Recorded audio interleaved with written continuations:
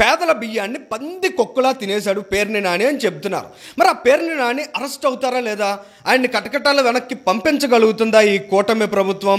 పేర్ని నాని ముందస్తు బెయిల్ కోసం వెళ్ళారంట. మరి A6గా ఉన్న పేర్ని నాని అరెస్ట్ చేసేటువంటి పాసిబిలిటీస్ ఎంతవరకు ఉన్నాయి? ప్రస్తుతం ప్రభుత్వం యొక్క వైఖరి ఏ విధంగా ఉంది? అసలు పేర్ని నాని గురించి కాస్త మనం డిస్కస్ చేసే ప్రయత్నం చేద్దాం. ఇవాళ పేర్ని నాని అనే వ్యక్తి మహాముదురు. పేనుకు పెత్తనం వేస్తే తలంతా గొరుగుతుందో లేదో తెలియదు, కానీ పేర్ని నానికి పెత్తనం వేస్తే ఊరంతా గొరికేయగలడనే విషయాన్ని మాత్రం చాలా స్పష్టంగా ఎప్పటికే నిరూపించుకున్నాడు. ప్రజలందరూ పేర్ని నానికి పెత్తనం వేస్తే ఆయన పేదల బియ్యాన్ని ఇలా పందికొకలా తినేసినటువంటి వైనాన్ని కూడా చూసాం. మరి వాళ్ళ పోలీసులు కూడా చాలా స్పష్టంగా వాళ్ళ విచారణ ద్వారా ఎస్టాబ్లిష్ చేశారు పేర్ని నాని పాత్ర ఏంటి, పేర్ని నాని ఏ విధంగా బియ్యాన్ని అమ్ముకున్నాడు, ఎలక్షన్స్కి ముందు ఏ విధంగా డబ్బును సమకూర్చుకున్నాడు, ఇలా ప్రతిదీ కూడా వాళ్ళ రిమాండ్ రిపోర్ట్లో పొందుపరిచినటువంటి సిచ్యువేషన్. మరి కూటమి ప్రభుత్వం పేర్ని నానిని ఎత్తి లోపలేస్తుందా అనే విషయానికి ఒక్కసారి మనం కన్ఫైన్ అయ్యి ఆలోచిస్తే ఖచ్చితంగా కూటమి ప్రభుత్వం వైఖరి మీద కొన్ని అనుమానాలు అయితే వ్యక్తమవుతున్నాయి. ఎందుకంటే తప్పు చేసిన వాళ్ళు కళ్ళ ముందు స్పష్టంగా ఎస్టాబ్లిష్ అవుతున్నప్పటికీ వాళ్ళని ఇమీడియట్గా ఎత్తి లోపలేయాలనే సంకల్పం మాత్రం అక్కడ లోపిస్తోంది. అందులో భాగంగానే పేర్ని నాని గారి భార్య కూడా 20 రోజుల పాటు కింద మీద పడి అట్టకేలకు కోర్టు నుంచి బెయిల్ తెచ్చుకోగలిగారు. ఇవాళ కూటమి ప్రభుత్వానికి ఈ పరిణామాలన్నీ మేలు చేస్తాయా చెడు చేస్తాయా అనే విషయాన్ని పక్కన పెడితే ఖచ్చితంగా తప్పు చేసిన వాళ్ళు మాత్రం శిక్షార్హులు. ఖచ్చితంగా తప్పు చేసిన వాళ్ళకి శిక్ష పడాలి. నిజంగా జయసుధ గారి ప్రమేయం లేకుండా ఆమె కళ్ళు గప్పి పేర్ని నాని ఏదైనా తప్పు చేసి ఉంటే ఖచ్చితంగా ఇవాళ పేర్ని నానికి శిక్ష పడాలి కదా, పేర్ని నాని అరెస్ట్ కావాలి కదా. మరి పేర్ని నాని ముందస్తు బెయిల్కి వెళ్ళాడు. అక్కడ బెయిల్ పిటిషన్ రిజెక్ట్ అవుతుందా, లేదంటే బెయిల్ ఇచ్చే దిశగా ఎవరైనా సహకరిస్తారా అనే సందేహాలు కూడా కలుగుతున్నాయి. ఎందుకంటే పేర్ని నాని మాట్లాడిన కొన్ని మాటలను మనం చూసినట్లయితే ఆయనకి గవర్నమెంట్లో చాలా బలమైనటువంటి సోర్సెస్ ఉన్నాయి.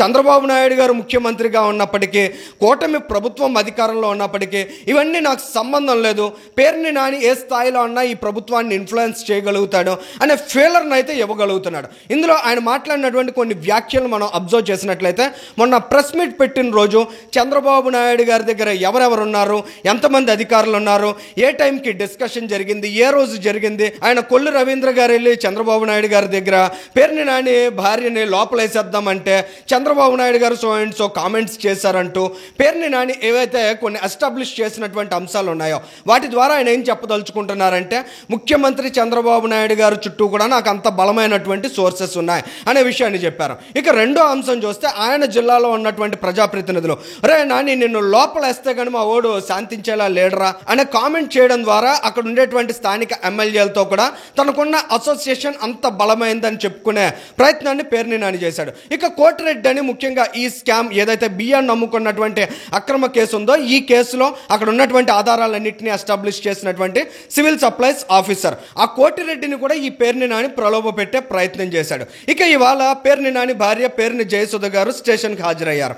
ఎలా వచ్చారంటే మచిలీపట్నం మేయర్ గారి కారులో ఆయన భార్యను పంపించడం ద్వారా అంటే రాజకీయంగా తనకున్నటువంటి పలుకుబడిని చూపించే ప్రయత్నాన్ని పేర్ని నాని చేశారు. అంతేకాదు ఆమె హాజరైనటువంటి విచారణకు వచ్చినటువంటి పోలీస్ స్టేషన్ లోపలికి వైసీపీకి సంబంధించిన కార్యకర్తలు నాయకులు అక్కడికి చేరుకోవడంతో పాటు లోపలికి వచ్చి ఏకంగా పోలీసులను కూడా నిలదీసేటువంటి సిచ్యుయేషన్ని కల్పిస్తున్నారంటే తద్వారా పేర్ని నాని తాను ఎంత బలమైన నాయకుడిని, కూటమి ప్రభుత్వంలో కూడా తాను చాలా బలంగా వ్యవహరించగలుగుతున్నాననే సంకేతాలను ఇస్తున్నాడు. మరి కూటమి ప్రభుత్వం ఈ వ్యవహారాలన్నిటినీ ఏ విధంగా చూస్తుంది, వీటి మీద ఏ విధంగా రెస్పాండ్ అవుతుంది, పేదల బియ్యాన్ని అప్పనంగా దొబ్బుతున్న పేర్ని నానిని ఖచ్చితంగా జైలు లోపల వేస్తారా, లేదంటే పేర్ని నానికి ముందస్తు బెయిల్ వచ్చేసింది కాబట్టి చేసేదేం లేదని చేతులు ఎత్తేస్తారా? రానున్న రోజుల్లో వైఎస్ఆర్సీపీ నాయకుల అక్రమాలపై ఏ విధంగా వ్యవహరించబోతుందనే దానికి ఖచ్చితంగా పేర్ని నాని కేసు అనేది ఒక ఉదాహరణగా నిలవబోతోంది.